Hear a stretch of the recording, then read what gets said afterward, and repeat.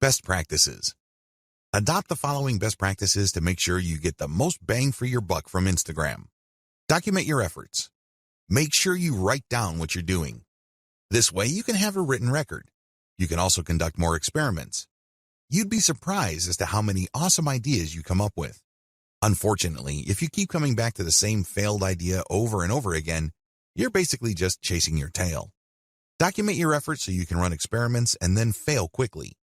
This way, you can weed out bad ideas as soon as possible so you can focus on the ones that actually produce success. Focus on numbers. Don't go with your gut feeling.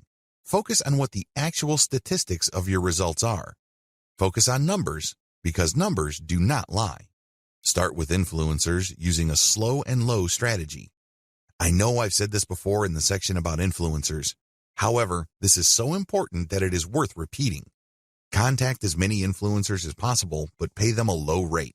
The ones who take you up on your offer and run your ads will then weed themselves out. How?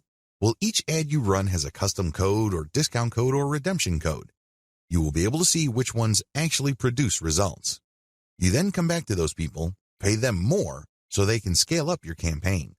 They obviously are real and they're credible enough with their followers for them to drive actual sales. Optimize using an elemental approach. I've already discussed this in video 9, but you have to understand that you have to optimize going from element to element. This increases the chances that you won't be chasing your tail. This reduces the chance of repeating the same mistake over and over again.